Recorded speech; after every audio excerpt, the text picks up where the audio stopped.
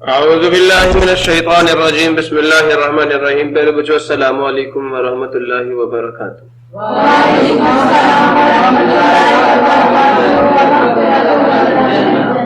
Rabbi इश्रह ली सदरी व यस्सिर ली अमरी वहलुल उक़दतम मिन लिसानी यफ़क़हू क़ौली। Rabbi ज़िदनी इल्मा rabbi ज़िदनी इल्मा rabbi ज़िदनी इल्मा। अल्लाहुम्मा इन्नी अस्अलुका इल्मन नाफ़िअन व रिज़्क़न तय्यिबा व अमलन मुतक़ब्बला। अल्लाहुम्मा अल्लिमनी अल-किताब वल हिसाब। अल्लाहुम्मा ज़क्किरनी मिन्हु मा नसीतु व अल्लिमनी मिन्हु मा जहिलतु। अल्लाहुम्मा खुज़ बियदिक। बेटा जी, आज हमारा 9th क्लास के मैथमेटिक्स का जो चैप्टर नंबर 10 है उसका पहला थ्योरम हम लोग प्रूव करने जा रहे हैं। बेटा थ्योरम की स्टेटमेंट क्या कह रही है याद रखें। Understanding is very important in theorems. Theorems मुश्किल तब लगेंगे जब आपने थ्योरम की स्टेटमेंट को ही नहीं समझा होगा। अगर आप थ्योरम्स की स्टेटमेंट्स को समझ लेंगे तो जिंदगी आसान हो जाएगी आपकी। मैं आपसे ये कहता हूं।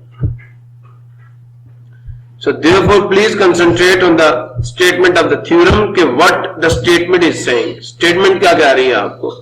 इसी के अंदर आपका गिवन होगा, इसी के अंदर आपका टू प्रूव होगा। याद रखिएगा कंस्ट्रक्शन हम लोग खुद करेंगे, ठीक है। वो इंशाल्लाह आपको समझ आ जाएगी कंस्ट्रक्शन हम इस तरह की क्यों कर रहे हैं। कुछ एम को सामने रख के कंस्ट्रक्शन की जाती है, समझ आया।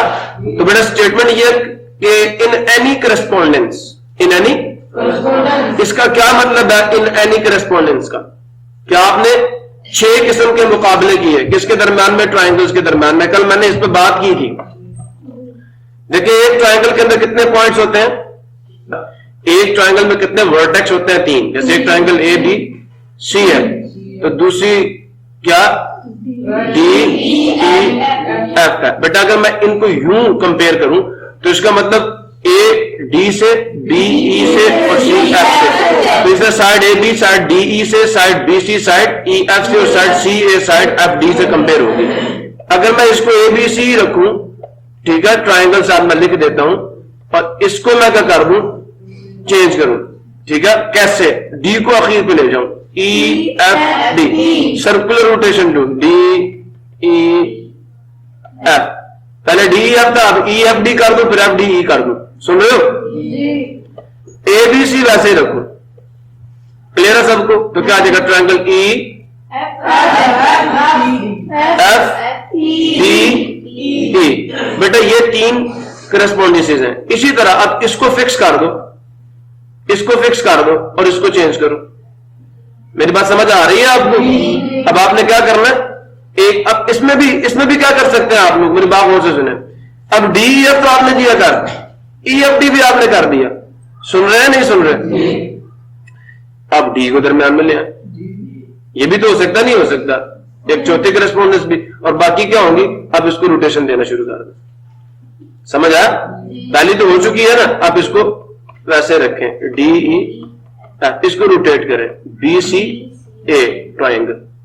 इस तरह एक और करस्पॉन्डेंस डेवलप हो जाएगी। इसी तरह आप क्या करें, सी ए बी, डी आप वैसे रखें ट्राइंगल। क्लियर हुआ। और एक चीज सिर्फ रह गई है, वो क्या है, इसको दरम्यान में ले। देखे ना, ई पहले आप बाद में, दरम्यान में डी ले आए। तो ये 6 किस्म के करस्पॉन्डेंसेस आप डेवलप कर सकते हैं। ट्राइंगल ए डी सी वैसे रहेगा। ये 6 किस्म के बेटे आप मुकाबले मवाजने कर सकते हैं 2 ट्राइंगल्स में।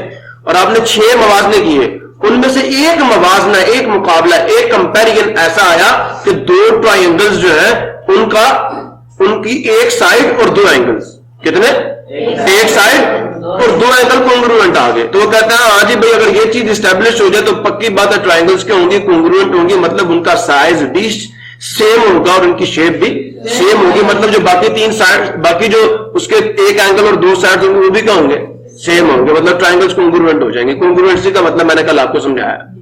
ये इस थ्योरम की स्टेटमेंट का मतलब है। दोबारा पढ़ ले, इन एनी करस्पॉन्डेंस, आपने कोई मुकाबला किया, मवाजना किया, ठीक है, 2 ट्राइंगल में। अब यहां से बात शुरू हुई, इफ वन साइड, समझ गए, एक साइड एंड एनी 2 एंगल्स। मैंने ये नहीं कहा कि आपकी ये साइड आपने ली है ठीक है, आपने कहा ये वाली साइड इसके, वो ये कह रहे हैं कि अगर ये साइड इसके कॉन्ग्रुएंट है तो आप आजाद हैं, चाहे ये दो वाले एंगल्स इनके कॉन्ग्रुएंट ले लें, लेकिन उन्होंने क्योंकि कहा कि नहीं हम दो एंगल्स और उनकी दरमियानी साइड लेंगे। इंशाल्लाह बेटा हम करोलरी में ये भी प्रूफ करेंगे कि अगर दो एंगल्स के दरमियान वाली साइड ना हो, बाहर वाली साइड हो, तो फिर भी ये थ्योरम क्या वैलिड है, ये प्रूफ होगा। प्रॉब्लम किसी को प्रॉब्लम है तो मुझसे पूछ लें। क्लियर हो गया सबको? सबको क्लियर है? अब हम स्टार्ट करें, लेट अस स्टार्ट। तो अगर कोई सी दो ट्राइंगल्स है, उनमें आपने करस्पॉन्डेंस ली और उनकी एक साइड, इफ का मतलब ये गिवन है आपको, इफ से शुरू हो रहा है, one side and any two angles of the triangle are congruent to the corresponding side and angle of the other, comma आ गया, ये सारा आपका गिवन है। देन के बाद आपने प्रूव करना, then prove that triangles are congruent, ये आप आपने साबित करना।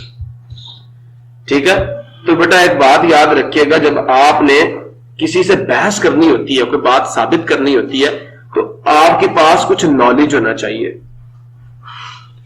समझ आ नहीं है? आपको पता होना चाहिए, आपके पास कम से कम एक थ्योरम तो पीछे से ऐसा होना चाहिए जिसके जरिए से आपको पता हो ट्रायंगल्स कब कॉन्ग्रुएंट होती हैं। और ये थ्योरम आप लोग 8th क्लास से प्रूव कर, एक थ्योरम आपको पता है दो ट्रायंगल्स कब कॉन्ग्रुएंट होंगी, वो क्या कि अगर कोई सी दो ट्रायंगल्स की दो साइड्स और उनका दरमियानी एंगल कॉन्ग्रुएंट हो तो ट्रायंगल्स क्या होती हैं।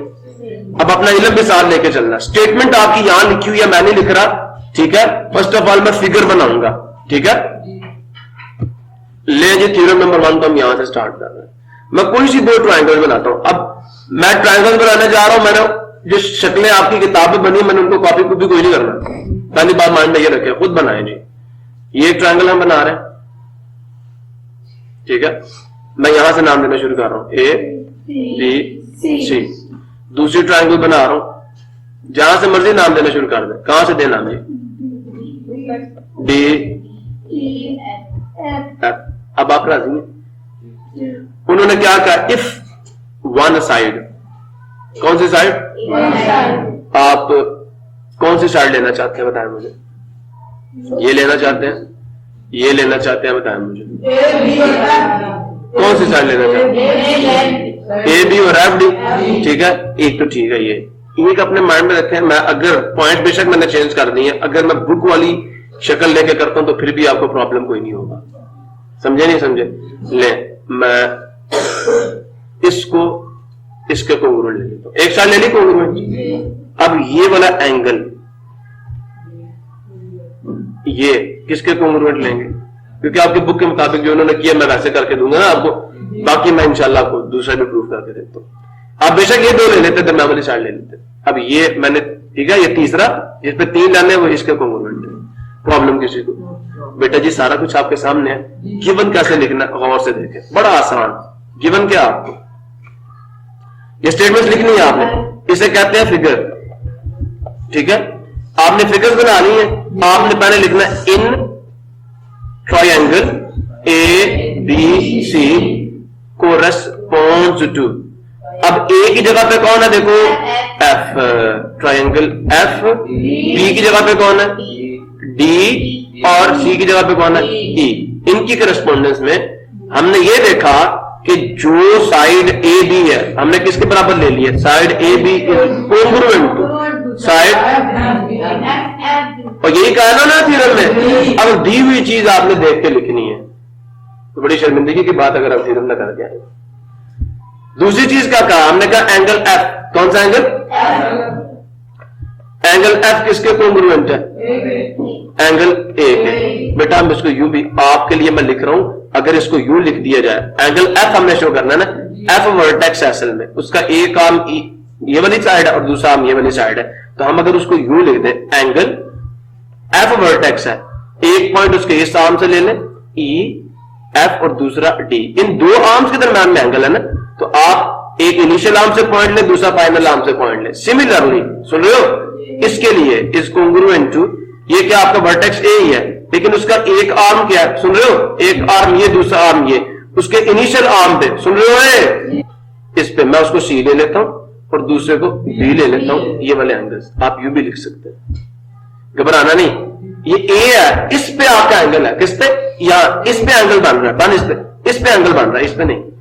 ये आपके इनिशियल आर्म से पॉइंट है, ये फाइनल से, ये इनिशियल से, ये आप समझ आ गया। सिमिलरली मैंने एक शो किया, एक एंगल दूसरे इसके और दूसरा यहां पे क्या लिखूंगा, मैग्नीट्यूड ऑफ एंगल, या B is congruent to angle D, और इसको भी यूं लिखा जा सकता है कि angle C B A is congruent to angle what E D F. Problem किसी को समझ आ गया? मैंने कल भी बताया था कि अगर कुछ शो करने के लिए वो 3 पॉइंट्स चाहिए होते हैं, तो प्रॉब्लम होनी नहीं चाहिए। ये गिवन है आपका, इसके अलावा और कुछ गिवन नहीं है, और कुछ गिवन नहीं है। ठीक है जी बेटा। अब टू प्रूव क्या हमारा, साबित क्या करना है, देन ट्राइंगल्स आर कोंग्रुएंट। क्या?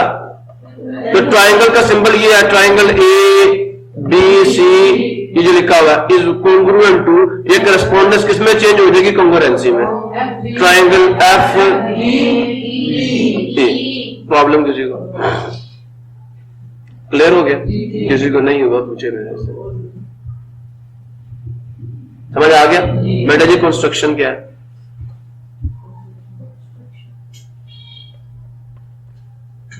इसमें अब हमने एक झगड़ा कर लेना। मैथमेटिक्स में एक तरीका कार है किसी चीज को साबित करने का, मेथड ऑफ प्रूफ है। एक डायरेक्ट तरीका, शुरू हो जाए, गिवन को पकड़ा और प्रूफ कर दिया, गिवन स्टेटमेंट को पकड़ा और प्रूफ कर दिया। लेकिन बेटे मैथमेटिक्स में बावजूद ये काम इतना आसान नहीं होता। फिर हम क्या करते हैं, एक और चीज हम क्या करते हैं, हम कहते हैं चलो फर्ज कर लिया हमने जो साबित करना वो ठीक नहीं है, वो गलत है। फर्ज कर triangle A B C D F के कॉन्ग्रुएंट नहीं है। छोटा बच्चा होता है ना, उधर भी हम अपनी लाइफ में भी ये काम करते हैं। आप अपनी रोजमर्रा जिंदगी में बहुत सारी ऐसी बातें साबित कर लेते हैं। कैसे? हिंदू कहते हैं अल्लाह दो है, मुसलमान क्या कहते हैं अल्लाह एक है ना। तो एक बहुत बड़ी दलील लोग देते हैं, चलो मान लिया अल्लाह दो है, हमने ये साबित करना अल्लाह एक है, ठीक है, समझ आ लिया। अब कोई मैथड नहीं का प्रूव कर ले अल्लाह एक। तो फिर एक मैथड से कॉन्ट्राडिक्शन का मैथड करते हैं। हम कहते हैं चलो ठीक है, मैं मान लेता हूं अल्लाह दो है, चलो ठीक है। अगर अल्लाह एक नहीं है, चलो मान लिया दो है, मैंने अपनी कई बातों पर कर दिया, कॉन्ट्राडिक्ट कर दिया। मैंने कहा ठीक है, मान लिया कि अल्लाह एक नहीं तो फिर दो होंगे, तीन होंगे, ठीक। इसके नतीजे का निकलेंगे।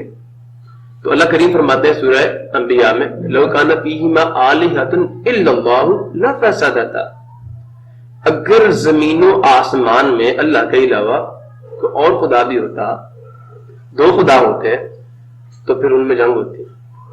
लफसदता, जरूर जरूर उसमें फसाद होता, जंग होती, और जमीन और आसमान का निजाम क्या है, खत्म हो। एक कहता मैंने दूध चढ़ानी, एक कहता नहीं मैंने बारिश करनी। झगड़ा होता नहीं होता, झगड़ा होता नहीं होता, होता ना, झगड़ा तो कोई नहीं हो रहा, झगड़ा तो कोई नहीं हो रहा, हर चीज अपने तरीके से चल रही है। दो होते तो झगड़ा होता, झगड़ा तो मौजूद नहीं है, इसका मतलब मेरी सपोजिशन भी गलत है। दो होते तो झगड़ा होता, फसाद पैदा होता, जमीन आसमान कायम ना रहते। लेकिन अगर मैं दो मान लूं तो फिर झगड़ा होना चाहिए, फसाद होना चाहिए, कहीं तो थोड़ी बहुत चूंच लड़नी चाहिए ना, लेकिन ऐसा होता नहीं। इसका मतलब जो मैंने सपोज किया वो भी कोई नहीं होता। अगर झगड़ा नहीं होता तो इसका मतलब जो मैं कह रहा हूं वो भी कोई नहीं होता। एक अल्लाह होने की दलील जी, वो जो चाहता वो करता है, और वही कुछ हो रहा है। नहीं समझे मेरी बात? क्लियर हुआ? इसे कहते हैं कॉन्ट्रडिक्शन से प्रूव करना। एक और बात आपको बताता हूं, एक और चीज आपको देता हूं। एक दफा ये कॉन्ट्रडिक्शन से प्रूफ की है हमारे उलमा ने, हमारे मशाइख ने, हमारे बुजुर्गों ने। एक दारिया था, कौन था? एक दारिया था जो अल्लाह को नहीं मानते ना, एथिस्ट, कहते नहीं जमीन खुद से है, आसमान खुद से है, तो तुम बेवकूफ।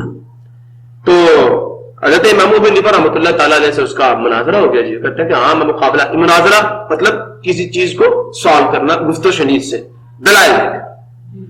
तो जी वो दारिया जो है ना, वो कहता कि आप साबित करें कि अल्लाह है, मैं नहीं मानता अल्लाह है।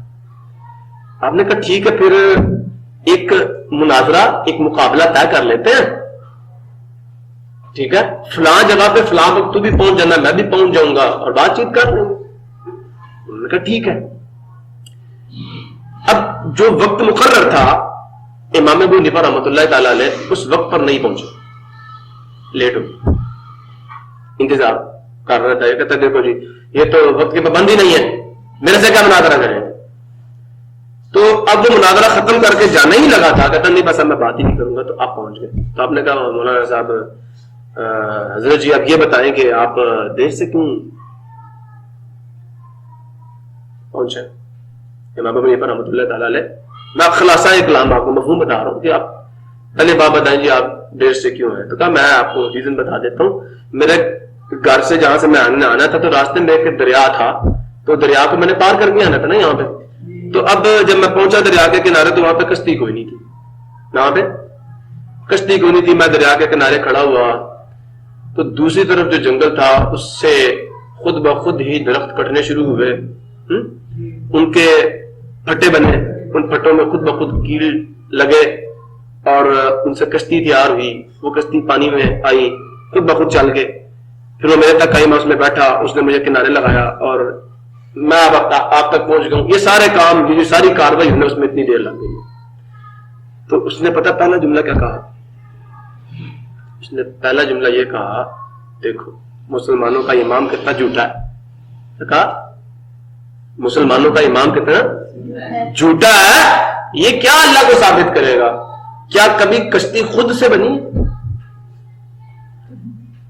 मुझे बेवकूफ समझते हो, मैं पागल हूं। कभी कश्ती खुद से बनी है, दरख्त खुद से कटे हैं, कील खुद से लगे हैं, कश्ती खुद ब खुद पानी में चली है। वाह माशाल्लाह क्या बात है आपकी। तो आपने कहा मैं भी तो यही कह रहा हूं, मैं भी तो यही कह रहा हूं कि तुझे इस बात का यकीन नहीं है कि कश्ती खुद नहीं बन सकती, मैं कैसे मान रहा हूं पूरी कायनात खुद से बनी है। कॉन्ट्राडिक्शन की ना, क्यों कहता था खुद से बनी है। तो आपने एक मिसाल में कॉन्ट्राडिक्ट किया उसकी बात को कि दरख्त खुद ब खुद कटे, कश्ती खुद ब, यही कहता था ना। तो उन्होंने कहा मैंने तेरी बात मान ली, बताया नहीं, लेकिन कहा खुद ब खुद कटे, ये हुआ वो हुआ, हर काम खुद से होना शुरू हो गया। तो फिर पुत्र जी आपको कमाने की जरूरत भी कोई नहीं है, खुद ब खुद ही खाना आ जाएगा। इधर इनके दिमाग बड़े काम करते हैं। तो उन्होंने कहा ये तो पॉसिबल ही नहीं है। तो आपने कहा फिर ये भी पॉसिबल नहीं है कि कायनात खुद से बन जाए। पांव में गिरा, माफी मांगी, मुसलमान। कैसे प्रूफ किया? कॉन्ट्राडिक्शन।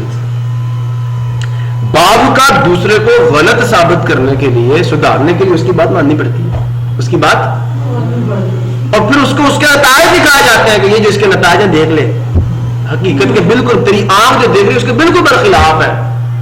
समझ आ नहीं यार, कॉन्ट्राडिक्शन से प्रूफ हो गया। बात समझ आई या नहीं आई?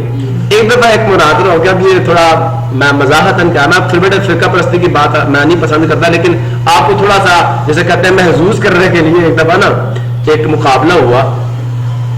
लेकिन जो बात हक है, सच है, मैं अपने दिल से इस बात का इकरार करता हूं कि अगर तो कोई हमारे नबी करीम सल्लल्लाहु अलैहि वसल्लम और हमारी माँ या हमारे सहाबा के साथ बुग़्ज़ रखे तो मैं उससे, जिसे कहते हैं कि इतनी नफरत करता हूं, इतनी नफरत करता हूं कि शायद दुनिया में कोई ऐसी चीज नहीं जिससे मैं उतनी नफरत करता हूं।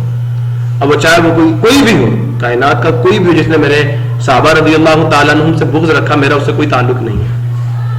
वो कोई भी हो, मेरा उससे कोई ताल्लुक नहीं है। मैं उससे सख्त तरीन नफरत करता हूं और सख्त बेजारी का इजहार करता हूं उससे। तो एक दफा मुनाजरा हो गया, दो जिसे कहते हैं ना बुजुर्गों का। अब उसमें एक बुजुर्ग जो थे वो अल्लाह वाले थे और दूसरे जो थे वो, अब मैं तुम्हें एग्जैक्ट बता, एक शिये थे और एक सुन्नी थे, ठीक है। उनका मुनाजरा हो गया। तो जो सुन्नी बुजुर्ग थे, जो सुन्नत पे चलने वाले थे, उन्होंने कहा कि अल्लाह के नबी के दौर में शिये नहीं थे, सुन्नत पे अमल करने वाले थे लेकिन शिये नहीं थे। बात की पैदावार है ना, वाकई रियलिटी यही है। उनको भी पता है कि हम बात की पैदावार है, उससे पहले हम नहीं थे, वो उनको पता है कि वो नहीं थे शिये को पता कि वो नहीं थे, और हम अहले सुन्नत थे, सारे सहाबा सुन्नी थे, सुन्नत पे अमल करते थे। तो कहा जी प्रूफ करो जी, कहा कर लेंगे प्रूफ। मुनाजरा तय कर लिया। तो अब बेटा जी जहां पे मुनाजरा हो रहा था ना, जो अहले सुन्नत के बुजुर्ग हैं, जब वो स्टेज पे चढ़ने लगे तो उन्होंने अपनी जूती उतार ली और जूती पकड़ के कहां ले ली, बगल में यूं कर, और देख देख के ऊपर चढ़ रहे हैं। तो उधर से शियों का जो मौलवी था ना, उसने एक जुमला पास किया, ये देखो और देखो सुन्नियों के मौलवी को अपने जूते की पड़ी हुई है। उन्होंने स्टेज पे जाके बैठ के कहा, यार मैं वाकई जूतों को छुपा रहा हूं, क्योंकि अल्लाह के नबी के दौर में शिये जूते चोरी कर लेते थे। तो शियों का मौलवी पता क्या बोलता है, उस दौर में तो शिये थे ही नहीं। तो आपने बड़े खूबसूरत अंदाज में जवाब दिया, मैं भी तो यही कहा।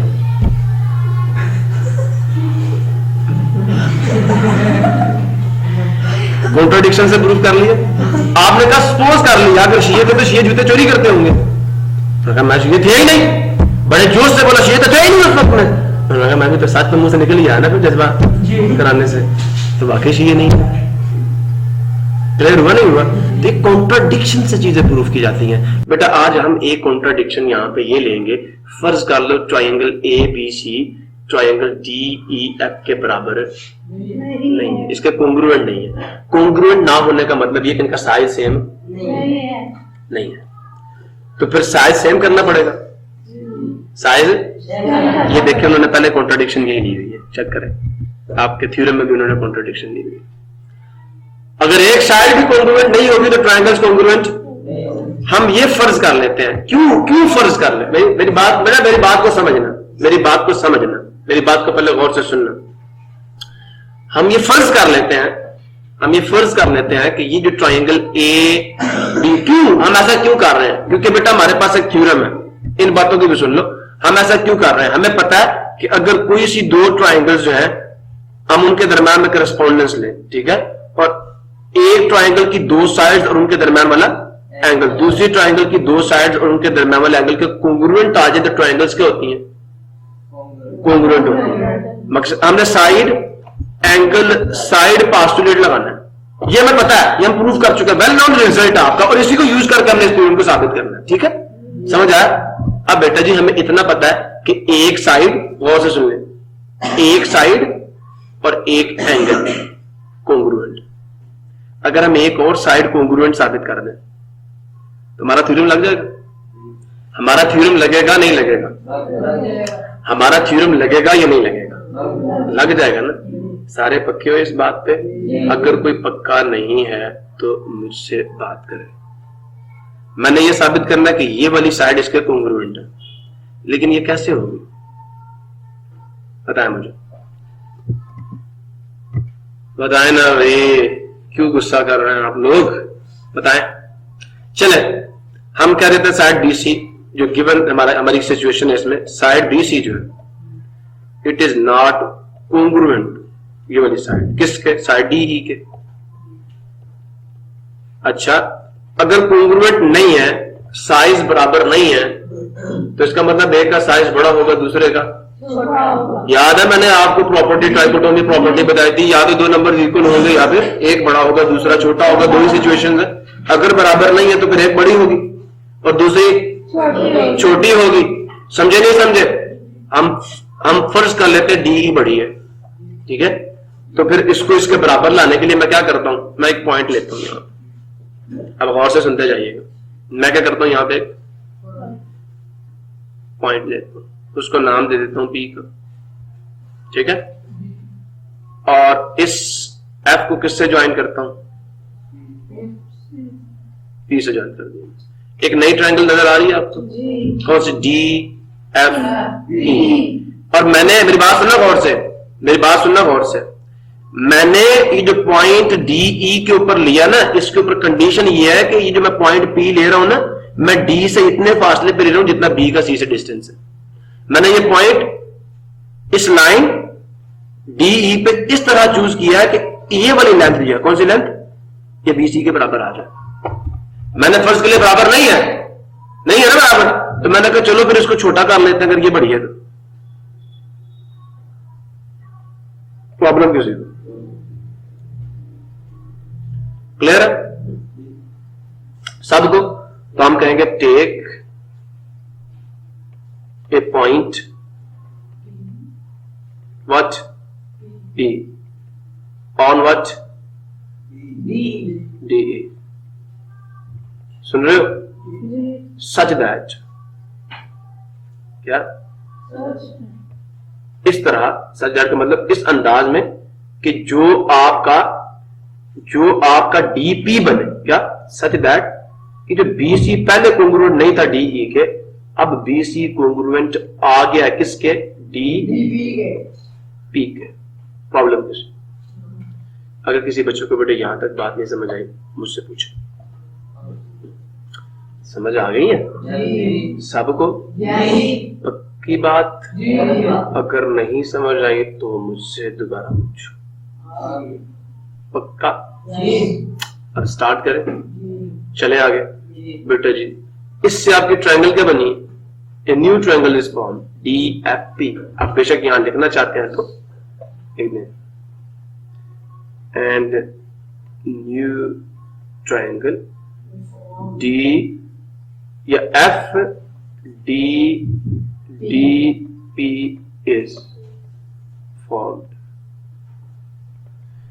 बेटा बात बताऊं आपको, एक हमने काम कर लिया, वो क्या, ये नई ट्रायंगल बनी है FDP। अब सुनते जाइएगा, अब मैं प्रूफ की तरफ जा रहा हूं। 3 चीजें मैंने लिख दी, शक्ल बना दी, 4 नंबर आपके पक्के हो गए, ठीक है। बाकी 4 नंबर आपका प्रूफ होगा, गौर से सुनते जाए। इस सपोजिशन से हमें फायदा ये हुआ है कि देखें ये वाली साइड किसके कॉन्ग्रुएंट आ गई, इसके आ गई ना।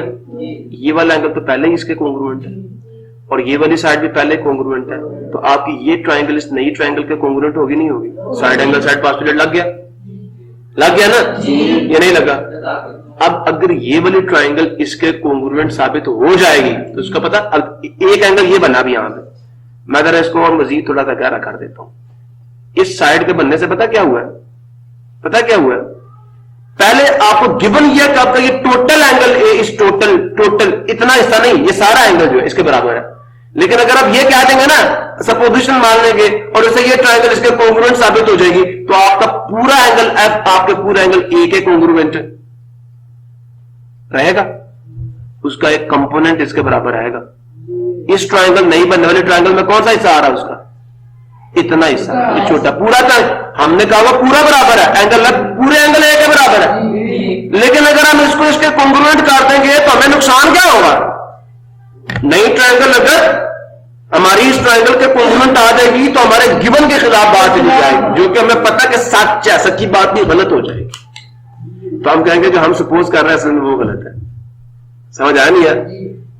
जो साइड DE हमने कहा था ना बराबर नहीं है, असल में साइड DE क्या है, ये पॉसिबल ही तब हो, बात समझे नहीं समझे?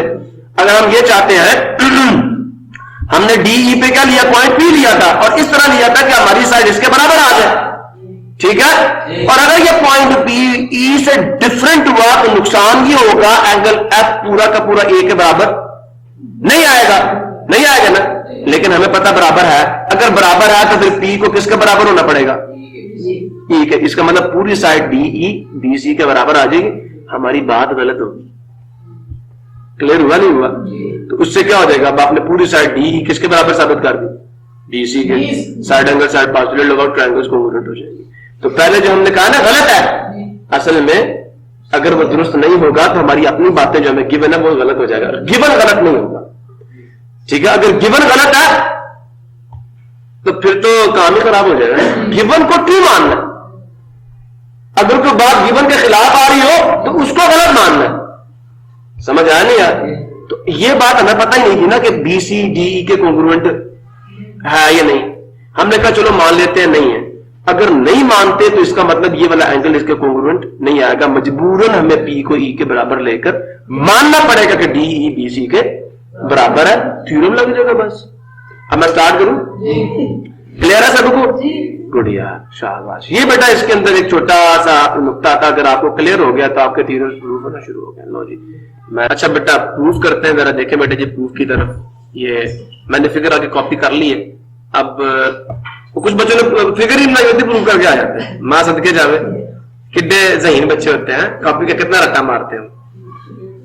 ये देखें जरा, स्टेटमेंट्स देंगे बेटा एक साइड में, और फिर हम उसका सबूत भी देंगे कि ये स्टेटमेंट मैं क्यों कह रहा हूं, रीजन भी देंगे ना, वजह बताएंगे मैंने ऐसा क्यों कहा। समझ आ नहीं है? सो गौर से सुने। स्टेटमेंट में बेटा पहली बात मैंने कहता हूं कि in the correspondence of triangle B C with the triangle F D P.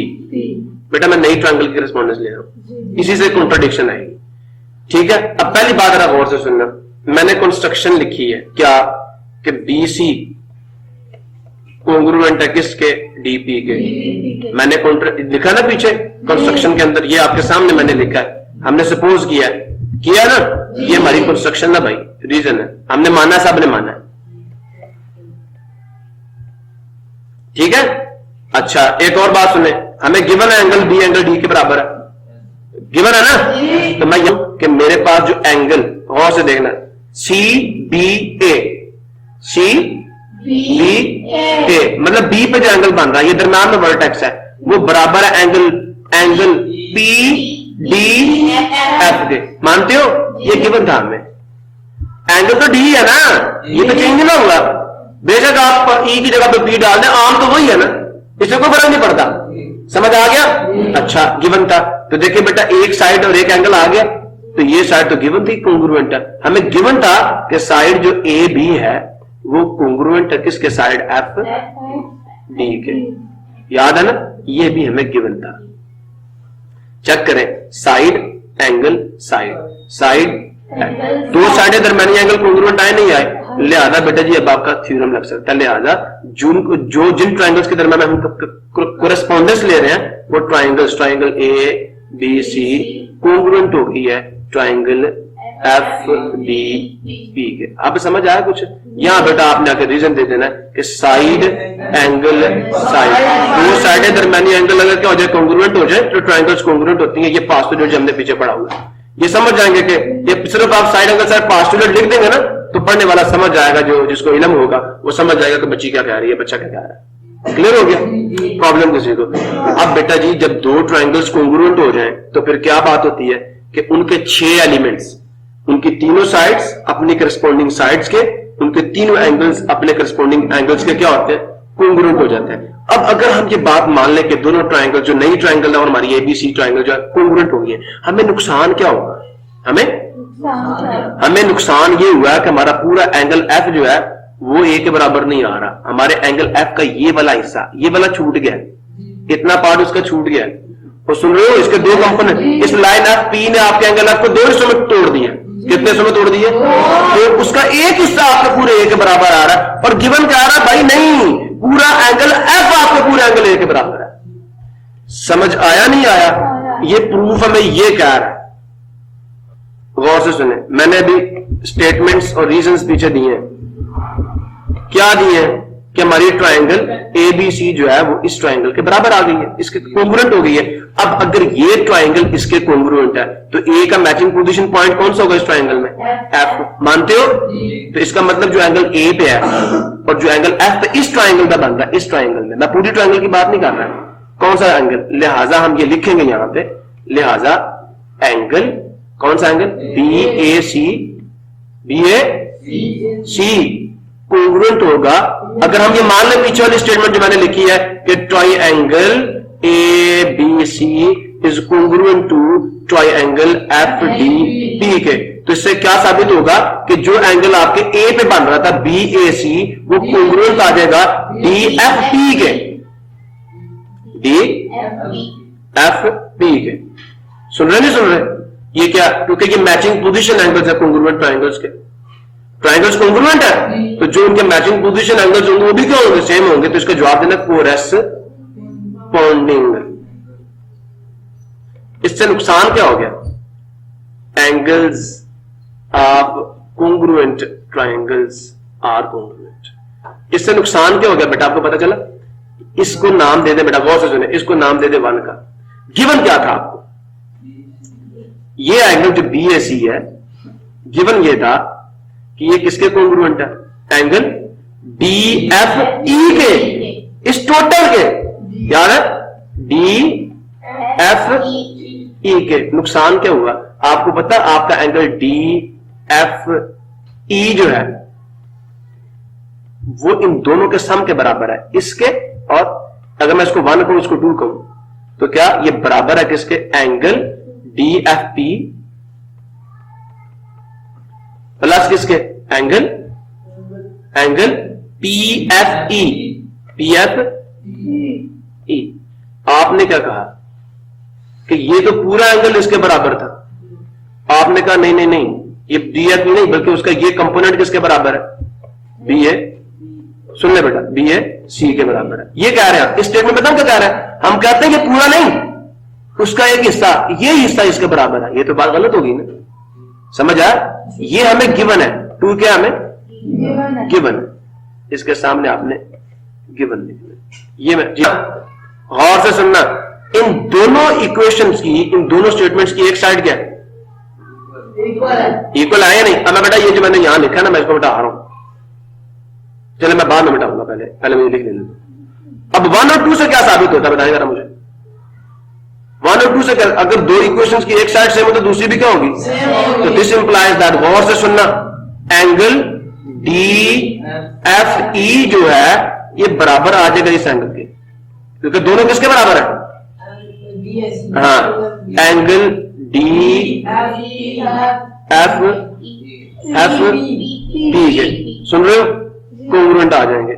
ये किससे साबित किया, फ्रॉम प्रोबेबिलिटी प्रॉपर्टी लगाई है 1 and 2। लेकिन बेटा जरा गौर करें आप, अब मैं आपको विजुअली भी दिखाता हूं और आपको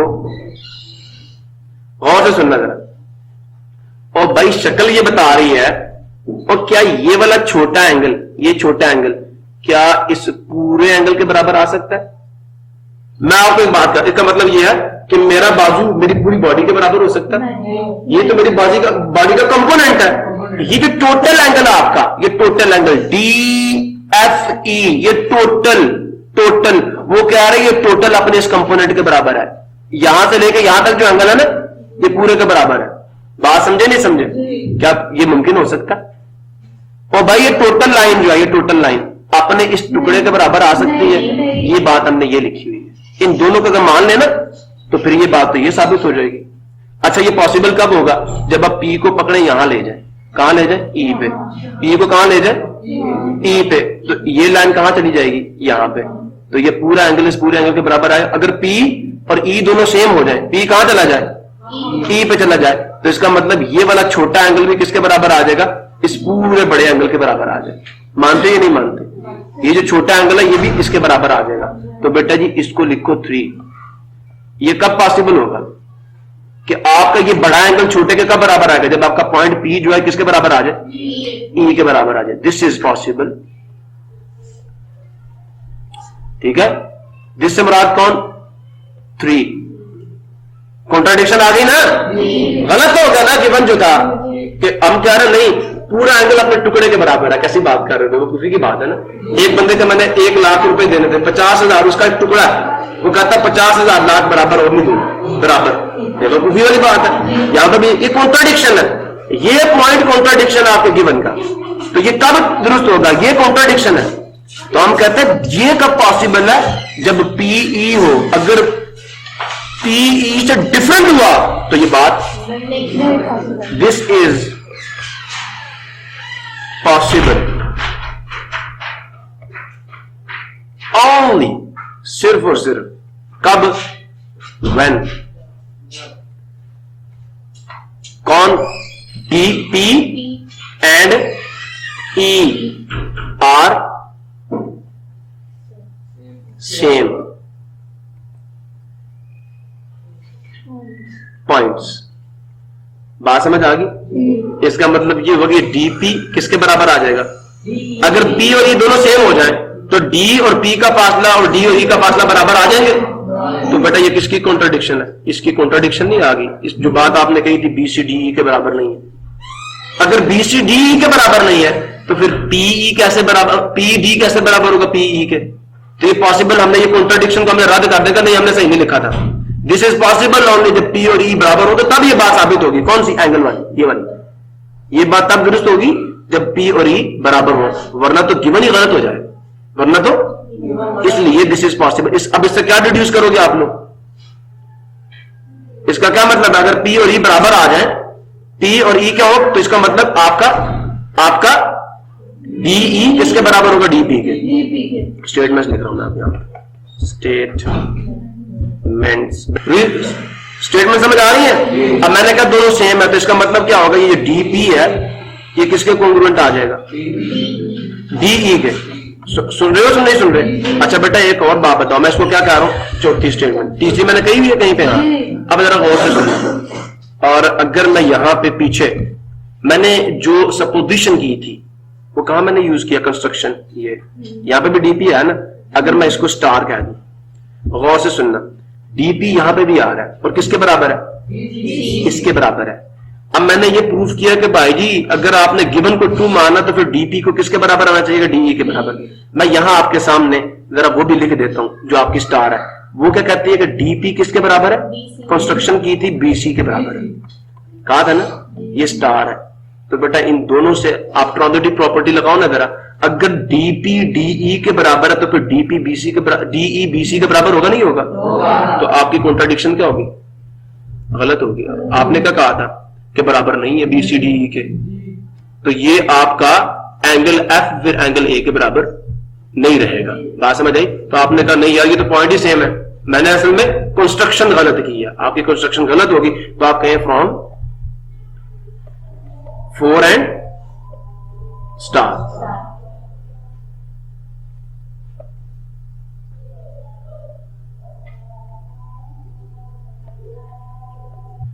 सो बेटा जी इन दोनों को कंपेयर करें ना जरा, तो क्या रिजल्ट आएगा, डीई किसके बराबर आ जाएगा, बी सी के, और ये आपकी स्टेटमेंट नंबर 5। समझ आ गया? अब बेटा जरा गौर करें, मैं लिख सकता हूं, गौर करना, बी सी डीई के बराबर है, कॉन्ग्रुएंट है या नहीं, 5 स्टेटमेंट क्या रही है, कौन कह रही है, आपका एंगल डी कॉन्ग्रुएंट है एंगल बी के, है ना, E D F is congruent to C B A. अब मैं यहां पर लिख रहा हूं, गौर से सुनना, गौर से सुनना, यहां लिख रहा हूं फ्रॉम व्हाट, फ्रॉम 1 सॉरी 5, पहले 5 लिखूंगा ना, एक साइड आई ना 5, D is congruent to B C. फिर ये एंगल डी को मैंने कहां पे कॉन्ग्रुएंट किया, एंगल बी के, पढ़े जरा कहां पे लिखा था मैंने, जहां पे बी दरम्यान में आ रहा हूं, कहां पे लिखा हुआ मैंने, ये लिखा हुआ ना, इसको कौन सी स्टेटमेंट का नाम दे दूं, डबल स्टार का। आप बेशक 1 2 3 यहां पे करना शुरू कर देना, ठीक है। लो मैं यहां पे करता हूं, देखा साइड आ गई, अब एंगल भी आ गया, कहां से, डबल स्टार से, एंड ये साइड, ये भी गिवन है या नहीं गिवन, गिवन है ना। अब मैं यहां पे लिखता हूं, ये मैंने कहां लिखा था कि BC is congruent to DF, BC is congruent to DF मैंने कहां लिखा हुआ, ये सॉरी DF BC नहीं यार, ये AB है, AB is congruent to FD, ये वाली स्टेटमेंट नहीं लिखी हुई है ना, इसको क्या कहूंगा, लो जी ट्रिपल स्टार कह देते। असल में मैंने इस स्टेटमेंट को पता है किससे रिप्लेस किया, BC is equal to DE, DP की जगह पे क्या ले आऊं, DE, बाकी सारा कुछ वही है। समझ आया नहीं यार, क्लियर हुआ? तो फ्रॉम एंड ट्रिपल स्टार, ये क्या कह रही है, आपके दोनों ट्रायंगल्स कॉन्ग्रुएंट होंगे, ABC is congruent to triangle, लगा सकते नहीं लगा सकते, साइड एंगल साइड। अब मैं जरा बुक पे भी देख लूं उन्होंने क्या लिखा हुआ है, हम उसी के मुताबिक कर लेते हैं। 10.1 and this we have this, we can also write, we have what, triangle ABC congruent।